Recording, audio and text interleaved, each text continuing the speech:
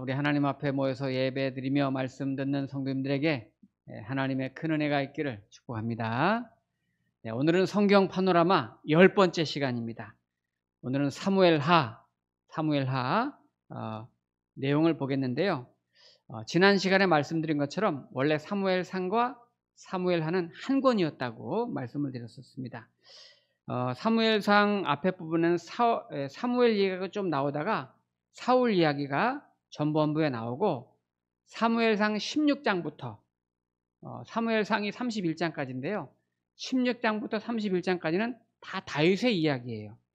다윗의 이야기인데, 다윗이 막 사울에게 쫓겨다니면서 광야에서 연단받는 그런 내용이 나오고, 오늘 사무엘하는 크게 세 대지가 있는데 1장부터 6장까지는 다윗이 드디어 왕으로 등극하는 그런 이제 과정이 나오고요. 사무엘하 7장, 이 7장 한 장이 중요한 장인데 하나님과 다윗의 언약의 이야기가 나옵니다. 특별히 사무엘하 7장 12절에는 장차 메시아가 다윗의 후손을 통해서 나올 것을 말씀해주고 있는 아주 중요한 예언이 담아져 있고요.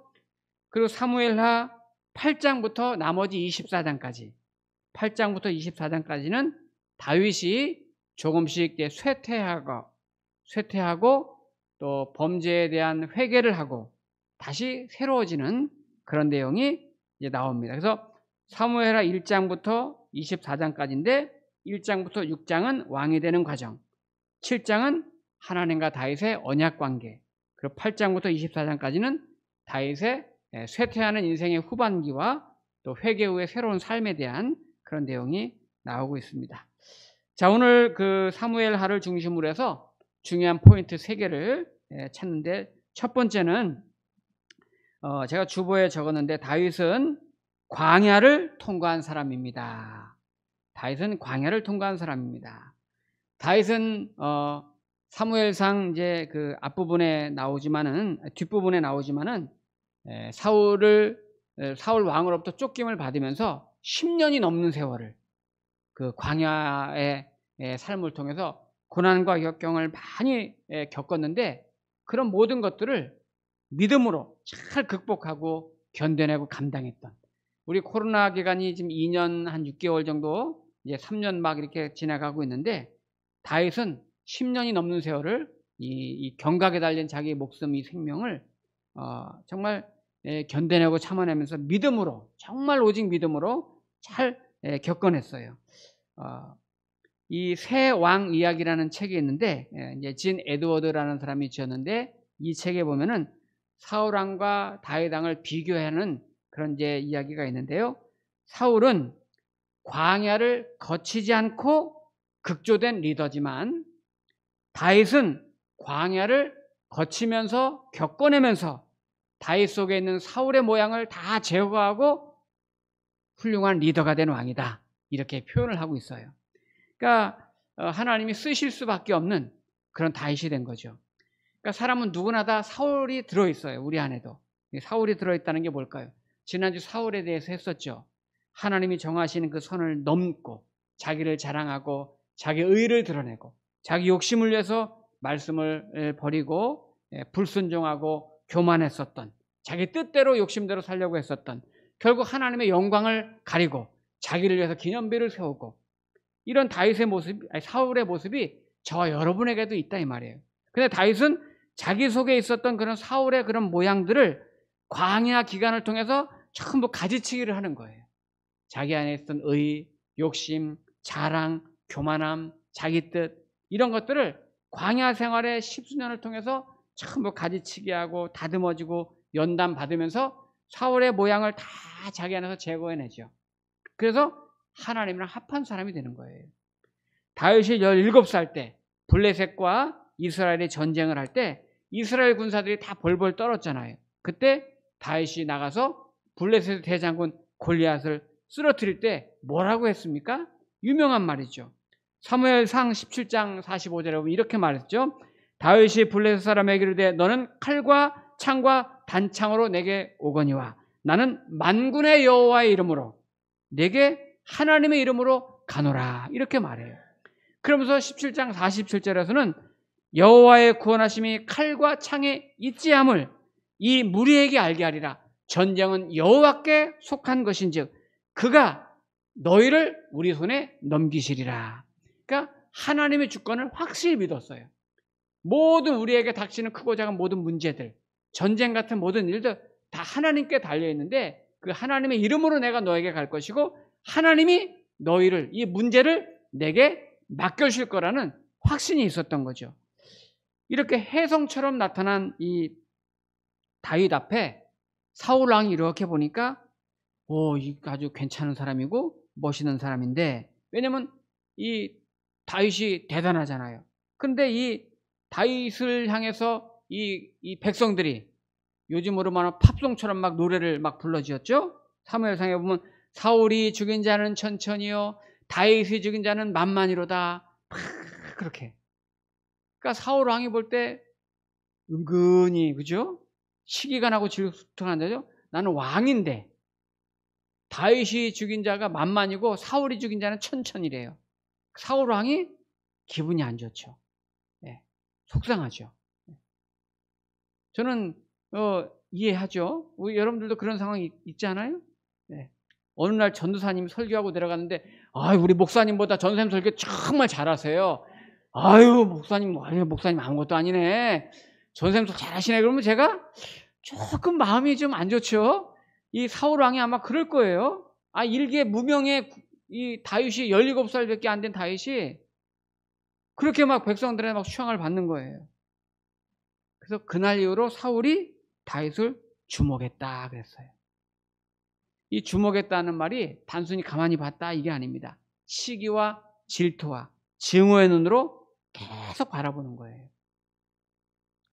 여러분, 사탄은, 마귀는 그냥 별 볼 일 없는 사람은요 건들지도 않아요. 예. 이 다윗처럼 능력 있고 실력 있고 유능하고 인정받는 이런 사람을 자꾸 건드리는 거예요. 여러분, 지금 다윗에게 계속 시기 질투가 미움이 계속 찾아옵니다. 지금 다윗은 청년 시절 아닙니까? 청년 시절은 청년 그 자체만으로 아름답고 멋지고, 그죠? 즐길 수 있는 그런 나이잖아요. 행복하게 지낼 나이인데 절대 권력자한테 피해 다니고 숨어 다니고 도망 다녀야 했었던, 그 팔레스틴 그 이스라엘 땅 전 지역을 10년이 넘도록 숨어 다니고 도망 다니는 그 비참한 세월. 그 팔레스틴 그 역사 이제 그 학교 다닐 때 공부할 때 그 교수님이 그러더라고요. 다윗처럼 이스라엘 지도를 샅샅이 아는 사람 없을 것이고 다윗처럼 물의 근원이 어딘지 아는 사람이 아마 없을 거라는 거죠. 도망 다니면서 밥은 못 먹어도 물은 먹어야 사니까 다윗이 아마 이스라엘의 지형을 잘 알았을 거라는 거죠. 20대 청년 나이에 꿈꾸고 열정을 가지고 사랑하고 즐기고 놀 그럴 나이에 도망자의 삶을 살면서 피해 다니고, 심지어 나라 안에 다 샅샅이 쫓아오니까 자기가 그 블레셋 이 골리앗을 물러쳤던 그 블레셋 나라까지, 그 가드까지 가가지고 거기서 왕한테 들킬까봐 그 메소드 연기하는 것처럼 막 질질 흘리고 정신병 환자처럼 미친 척하고, 그러면서 겨우 살아나서 도망 나오고, 이런 삶을 살면서 이 다윗이 그렇게 십몇 년 동안을 하나님 앞에 다듬어지는 거예요. 연단을 받는 거예요. 제가 이제 제주에서 이제 목회하다 보니까 거기에 성도들이 많잖아요. 많으니까 좋은 성도가 참 많지만 까다로운 성도들도 있어요. 은근히 이렇게 목사님한테 힘들게 하는 성도들이 있단 말이에요. 본인이 일부러 힘들게 하는 건 아니겠지만은 일부러 힘들게 했을까? 근데 그럴 때 깨달은 게 있어요. 이게 지나고 보면은 그때는 저 집사님 왜 저렇게 하실까? 우리 당회에서 결정했으면 따라오시면 되는데 굳이 왜 저렇게 하실까? 근데 그때는 그랬는데 지나고 보면은 그분들이 다 선생님이에요, 선생님. 네. 제가 개척을 하면서 한 사람 한 사람이 얼마나 귀하겠어요, 개척할 때. 제가 처음에 저희 사택에서 요 강대상 요만한 사택에서 거실에 모여가지고 7, 8명 모여서 교회를 시작했어요. 네. 그렇게 시작하다 3개월 후에 이제 교회당을 겁도 없이 100평을 얻어가지고 돈을 잔뜩 빌려서 100평을 얻어서 시작을 했습니다. 그 넓은 그 예배당 안에 그 한 10명 이렇게 앉아있다고 생각해 보세요. 그러니까 누가 한 사람 들어오면은 너무너무 반가운 거야. 너무너무 소중한 거예요. 그 하나하나가 다 하나님의 영혼 사랑에 대한 훈련이었어요. 네. 그 새벽 기도 이제 하면은 기도 끝나고 또 이렇게 이제 하루 일정이 시작하잖아요. 그럼 저는 이제 교회 이제 출근해서 교회 이렇게 있으면은 이제 예배당에 이렇게 앉아서 이렇게 기도할 때가 이제 많이 있거든요. 그리고 이제 낮에 또 전도도 나가고 또 들어와서 기도하고 또 제 사무실 일도 보고. 근데 예배당에 이렇게 기도할 때 오전 오후에는 주중에 교회 모임이 없을 때 문 여는 소리가 예배당 문이 이렇게 나잖아요. 문 여는 소리가 끽 나면은 얼른 고개를 돌아봐요. 왜냐면 누가 한 사람이라도 반가운 거예요. 누가 우리 교회를 찾아왔을까? 한 사람 한 사람은 그렇게 귀한 거예요. 어떨 땐 강아지도 반가워. 하루 종일 물소리가 안 나면 문소리 나면 딱 강아지가 들어와. 강아지도 반가운 거야. 네. 근데 여러분 개척하다 보면은 처음부터 함께 해준 성도들 너무 고맙고 제 마음 알아주고 위로해주는 그런 성도님들도 계시지만 사실 그런 성도님들보다 뭐 술주정뱅이도 오고 폭력배도 오고 빚진 사람도 오고 도둑도 오고 아주 별별 사람 다 와요. 네. 다 와. 아주 어떨 때로는 부담스럽고 그래도 괴롭힘 당하면서 들어주고 안아주고 성격 참 이상한 분들도 많아요. 그래도 다 이렇게 들어주고 알아. 지나고 보면 그것이 하나님이 저를 훈련하시는 거예요. 저를 다듬어 가시고 가지치고 훈련하는 그런 과정.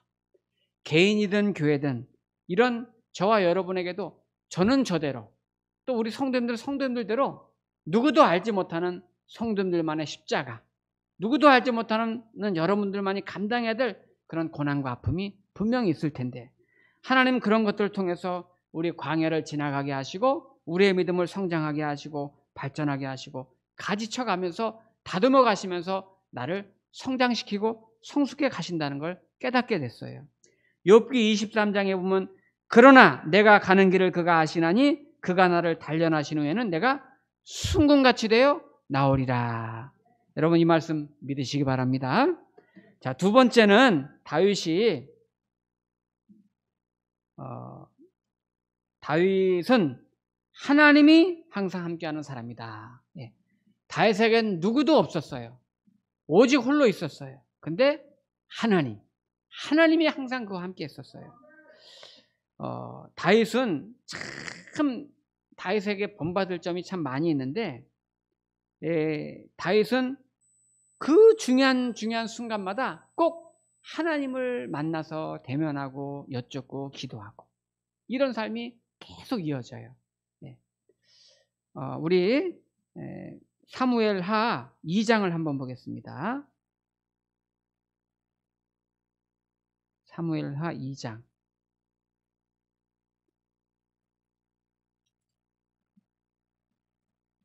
사무엘하 2장에 보면은 1절에 보니까 그 후에 다윗이 여호와께 여쭈어 아뢰되, 요즘으로 말하면 기도했다는 얘기겠죠. 여호와께 여쭈는 거니까 여호와께 여쭈어 아뢰되 내가 유다 한 성읍으로 올라가리까 여호와께서 이르시되 올라가라. 다윗이 아뢰되 또 아뢰죠. 또 아뢰되 어디로 가리까 이시되 헤브론으로 갈지니라. 유다로 갈까요? 그래 가라. 어디로 갈까요? 헤브론으로 가. 다 일일이 물어보죠. 이런 구절이 참 많은데 그냥 뭐 한두 군데만 더 찾아볼게요. 5장 가보세요. 5장. 사무엘하 5장. 사무엘하 5장 19절. 19절에 보니까 이제 또 전쟁을 앞두고 있거든요. 5장 19절에 보니까 다윗이 여호와께 여쭈어 이르되 내가 블레셋 사람에게로 올라가리까 여호와께서 그들을 내 손에 넘기시겠나이까 하니 여호와께서 다윗에게 말씀하시되 올라가라. 내가 반드시 블레셋 사람을 내 손에 넘기리라 하신지라. 이렇게 다윗이 여호와께 여쭈어 항상 물어봐요. 어떻게 할까요? 그 5장 23절도 다윗이 여호와께 여쭈니 이르시되 올라가지 말고 그들 뒤로 돌아서 뽕나무 숲을 맞은편 그들을 기습하되. 항상 순간순간을 하나님께 여쭈다, 아뢰다 이런 표현이 성경에 종종 나와요. 항상 다윗은. 그러니까 그럼 그렇게 여쭈고 아뢰고 무슨 일을 할 때마다 시작할 때마다 여쭈고 아뢰고 이렇게 하다 보니까 하나님이 어떤 결과를 다윗에게 주실까요? 자, 오늘 8장 6절을 보세요. 8장 6절. 다윗이 다메섹 사람의 수비대를 두매 아람 사람이 다윗의 종이 되어 조공을 바치니라. 다윗이 어디로 가든지 여호와께서 어떻게 했어요? 이기게 하시니라. 항상 여쭙고 기도하는 자에게는 어디로 가든지 다윗이 이기게 하셨다. 하나님이 여호와께 이기게 하셨다. 자, 8장 14절 말씀. 8장 14절 말씀에도 다윗이 에돔의 수비대를 두되 온 에돔의 수비대를 두니 에돔 사람이 다 다윗의 종이 되니라. 다윗이 어디로 가든지 여호와께서 이기게 하셨더라. 네, 오늘 예배드리는 성도님들도 주님께 여쭈고 아랠 때마다 기도할 때마다 어디로 가든지 여호와께서 이기게 하시기를 축복합니다. 네. 어디로 가든지 이기게 하시라. 항상 하나님이 함께하는 사람이. 다윗은 항상 하나님이 함께하세요. 함께하는 사람을 누가 당하겠습니까? 누구도 당할 수가 없지요. 하나님이 붙들고 운전하시는데 누가 그 사람을 당해내겠습니까? 다윗은 항상 하나님을 생각하고 이따가 찾아보겠지만 다윗 속에는 항상 하나님으로 가득 차 있어요. 하나님이 나의 반석, 나의 요새, 나의 피난처, 나의 피할 바위, 나의 구원. 항상. 그 존 맥스웰 목사님이라는 분이 계세요. 이분 책을 많이 써서 우리나라도 번역이 되어 있는데 이분이 이제 어느 날 이제 오하이오주에서 목회할 때 교인 중에 사냥을 잘하는 교인이 있대요. 그래서 이제 어느 날 사냥을 잘하는 교인이랑 같이 자동차를 타고 고속도로를 쭉 달리고 있는데 갑자기 사냥을 잘하던 그 교인이 쭉 달리는 중에 목사님 저기 보세요. 노루 있어요. 노루. 그래서 목사님 어디요? 딱 보니까 없어졌어 벌써. 없네요. 목사님 빨리 보셔야 되는데 쭉 하다 목사님 저기 토끼 있어. 토끼. 없네요. 목사님 빨리 돌리셔야 되는데 한 서너 번 그렇게 하더래요. 그러면서 이 목사님이 느끼는 게 사냥꾼의 눈에는 사냥감만 보이는구나. 그렇게 고속도로를 막 달려도 순간 잠깐 나타났다 없어진다 할지라도 사냥꾼의 눈은 사냥감만 보이는구나. 그렇구나. 여러분 돈 많이 잘 버는 사람은 돈이 되는 것만 보여. 그죠? 참 돈을 잘 벌더라고. 네. 그래서 돈만 보이는 거예요. 우리가 세상에 너무 푹 빠져 살면 세상만 보여요. 우리의 관심사만 보이는 거잖아요. 여러분 안 그렇습니까? 사람은 다 자기 관심사가 보여요. 우리 여기 이제 결혼하신 분들은 아기 키울 때 길거리 가면 다 아기만 보여. 우리 애가 유치원 다니면 다 유치원만 보여. 그렇죠? 중학교, 고등학교 가면 다 중고생만 보이고 우리 아들이 군대 가니까 길거리 가면 군인만 보이더라고. 다 그런 거예요. 자기의 관심사만 보이는 거예요. 과연 저와 여러분의 관심사는 뭡니까?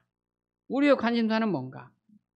근데 그 관심사가 너무 세상에 빠지면 그 세상에 눌려서 세상만 보이고 세상만 보이다 보니까 주님과 점점 멀어지고 주님과 멀어지면 불평과 원망이 나오고 그러나 다윗처럼 하나님께 집중하고 늘 하나님을 찾고 하나님께 여쭈고 아뢰고 간구하고 기도할 때 우리의 관심이 하나님이 될 때 하나님이 우리와 함께 하신 줄 믿습니다.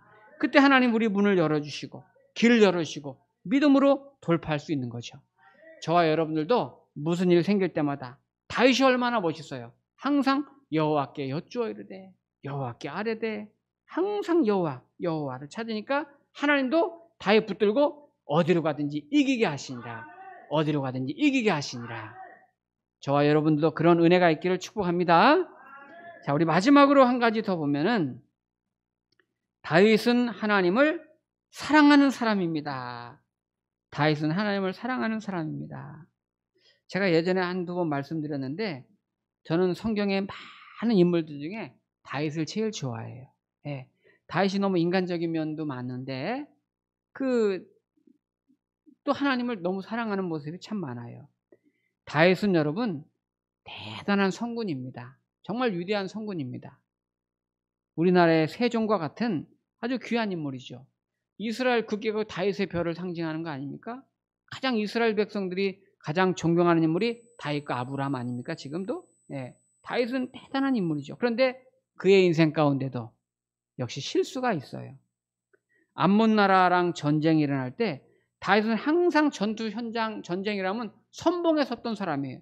원래 선봉에 서서 싸웠던 사람이에요. 근데 그날따라 후방에 빠져서 전쟁에 나가지 않습니다. 궁궐에서 낮잠을 잡니다. 군인들은 전쟁을 하고 있는데 나가지는 못할 만큼 낮잠을 잤습니다. 그런데 낮잠을 자는 중에 이제 저녁에 해좀 이렇게 일어났더니 저기 그 궁궐 저 밑에서 밧세바라는 년이 옷을 벗고 목욕을 하고 있어요. 그때 유혹을 받아서 그 여인을 불러서 동침을 합니다. 근데 더 심각한 거는 뭐죠? 그 죄를 은폐하려고 그 남편을 불러서 그 남편 우리아를 최전방에 보내서 죽입니다.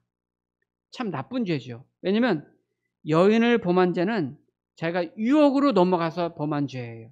그러나 남편을 죽인 거는 일부러, 고의로, 계획적으로 은폐하려고 그렇게 죽인 거예요. 근데 사실은 이거보다 하나님 앞에 더 나쁜 거는 뭐였냐면 왕으로서 임무를 망각하고 그렇게 잘못을 저지르게 된 근원이 어디서 출발했습니까? 그의 게으름 때문이었어요. 같이 전쟁에 나갔어야 됐었어요. 이 당시에는 왕의 책무였어요. 그런데 나가지 않고 그의 임무를 망각하고 게을러서 그냥 자기 궁궐에 있었던 거죠. 여러분 청교도들 책에 읽어보면요. 신앙이 독실했던 청교도들 책을 읽어보면 게으른 마음, 나태한 마음을 가장 큰 죄로 생각해요. 그 사탄의 공작에 빠졌다 이렇게 말해요. 예. 그러니까 예수님 믿는 사람들이 게으른 것도 그거 아주 좋은 게 아닌 거죠. 예. 근데 예수님 잘 믿는 사람들은요 안 게을러요. 신앙생활 잘하려면 부지런해야지 신앙생활 잘해요. 그렇죠? 예. 게을른 사람은 신앙생활 못해요. 예. 찔리시는 분이 계신가 이렇게. 예. 우리 성도님들도 그렇지만 저도 염려하는 것이 우리 목사님들 모이면 요즘 화제가 그거죠. 코로나 이후에 성도님들이 많이 나태해지고 게을러진다는 거죠. 네. 이렇게 다시 수요예배도 모이고 새벽 예배도 모이고 특히 주일 예배, 네. 한국교회가 메인으로 생각하는 주일 예배 대부분 다 모이고 있는데 아유 뭐 영상으로 예배 드리지 뭐 이런 교인들이 늘어난다는 거예요. 네. 미국 교회가 70%래요. 아니 30%가 아직 안 나오고 있대요. 근데 우리나라는 64%, 65%가 나오고 35%가 안 나오고 있대요. 나올 수 있는 사람들이. 예. 그러니까 이게 사실은 이 위기 때 한국교회가 더 기도해야 되고 더 말씀 묵상해야 되고 더 예배드려야 되고 더 해야 되는데 더 하지 않는 거죠. 예. 영적으로 게으르고 나태해지는 거죠. 자, 그런데 다윗이 이런 죄와 잘못에도 불구하고 하나님은 왜 다윗을 그렇게 다시 쓰시고 축복하셨을까요? 심지어 사도행전 13장 22절에서는 다윗을 축복하시면서 이는 내 마음에 합한 사람, 내 마음에 맞는 사람이라 이를 통해서 내가 내 뜻을 이루리라 이렇게까지 말씀하셨어요. 이게 어찌 된 일일까요? 다윗의 위대한 점이 뭡니까? 여러분 하나님이 다윗을 그럼에도 불구하고 붙들어서 쓰시고 하나님의 뜻을 이루고 그를 통해서 메시아가 나게 하신 이유는 다윗이 하나님이 처음 다윗을 선택할 때 기준이 뭐였죠? 네. 다윗을 선택할 때 기준이 사람은 외모를 보거니와 나 여호와는 중심을 보느니라. 다윗의 중심을 보고 선택했어요. 어떤 중심입니까? 여호와를 사랑하는 중심. 네, 그걸 본 거예요. 다윗은 연약하고 부족하고 죄와 허물이 있어요. 근데 사실은 다윗만 있는 게 아니잖아요. 모태에서 태어난 사람은 누구나 다 죄와 허물이 있었어요. 다윗도 그 중에 한 사람이었을 뿐인 거죠. 하나님이 볼 때는. 그런데 다른 사람들과 다윗이 다른 점이 있는데 그게 바로 뭐냐? 여호와 하나님을 사랑하는 마음이 너무 큰 거예요. 여러분, 베드로가 예수를 모른다고 부인했지만 하나님이 그를 왜 다시 쓰십니까? 요한복음 21장에 나오죠. 내가 주님을 사랑하는 거 주님이 아십니다. 베드로도 베드로뿐이 아니잖아요. 사실은 모든 제자가 허물이 있고 모든 사람들 허물이 있지만 예수님이 이 베드로를 가장 큰 초대교회 리더로 쓰신 이유는 주님을 너무 사랑하는 그 마음을 아신 거예요. 자, 오늘 우리 다윗이 쓴 시가 사무엘하 22장에 있는데요. 22장에 그 유명한 시가 있죠. 22장에 보면 22장 제목이 다윗의 승전가 하고서 시편 18편 써 있습니다. 시편 18편 내용이 22장이 다윗이 고백한 걸 시편에서 다윗의 시만 뽑아서 옮겨놓은 건데, 자, 그러면 시편 18편을 직접 찾아가 보겠습니다. 그게 원본이니까 시편 18편을 찾아가겠습니다.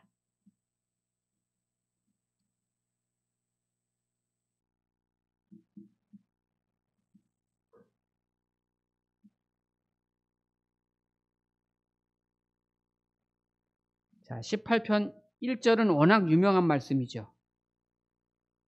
찬양 노래도 있어요. 그죠? 18편 1절 2절을 가사로 해가지고, 그죠? 자, 18편 1절 2절만 저와 여러분이 같이 읽겠습니다. 시작. 나의 힘이신 여호와여, 내가 주를 사랑하나이다. 여호와는 나의 반석이시요 나의 요새시요 나를 건지시는 이시요 나의 하나님이시요 내가 그 안에 피할 나의 바위시요 나의 방패시요 나의 구원의 뿌리시요 나의 산성이시로다. 아멘. 그렇습니다. 다윗은 하나님을 너무 사랑했어요.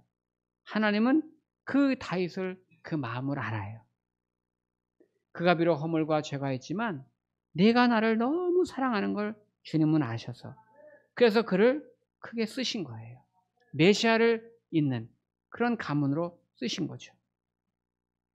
우리 시편 찾은 김에 다윗이 이때 이후로 결심한 게 하나 있어요. 자, 141편 보겠습니다. 141편. 시편 141편.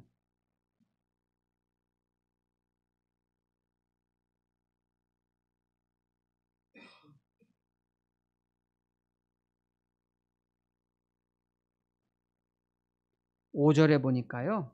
네, 141편 5절에 보니까 의인이 나를 칠지라도 은혜로 여기며 책망할지라도 머리에 기름같이 여겨서, 네, 자기도 허물이 있는 걸 알고 누가 나한테 뭐라고 해도, 네, 의인이 나를 칠지라도 은혜로 여기며 책망할지라도 머리에 기름같이 여겨서 내 머리가 이를 거절하지 아니할지라. 그 다음에 보세요. 그들의 재난 중에도 내가 항상 기도하리로다. 다윗은 항상 기도하는 사람, 평생 기도하기로 결심하고, 실제로 우리가 다윗의 시편을 읽어보면 새벽을 깨워서 매일 새벽마다 저녁마다 기도했던 사람이 다윗입니다.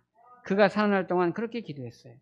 여러분, 러시아의 동화 중에 기억하십니까? 지상에서 가장 아름다운 거 하나를 가져오라고 하나님이 천사를 보내니까 천사가 뭘 갖고 왔습니까? 세상을 다 돌아다니다가 세상에서 가장 아름다운 거를 들고 왔어요. 그래서 하나님이 그거 뭐냐 물어보니까 네 하면서 작은 병을 보여줬는데 그게 성도의 눈물이라고 그랬어요. 저와 여러분들이 하나님 앞에 흘리는 그 한 방울의 눈물도 하나님은 가장 아름답게 받아주시는 거예요. 우리가 살아가는 동안에 때때로 광야를 지날 때가 있고 고난의 세월을 보낼 때가 있을 것입니다. 그럴 때마다 오늘 다윗을 본받아서 하나님 앞에 여쭙고 아뢰고 눈물을 흘려 기도할 때 주님을 붙잡으시고 어디로 가든지 이기게 하시는 임마누엘 하나님과 함께 동행하시기를 축원합니다. 기도하겠습니다.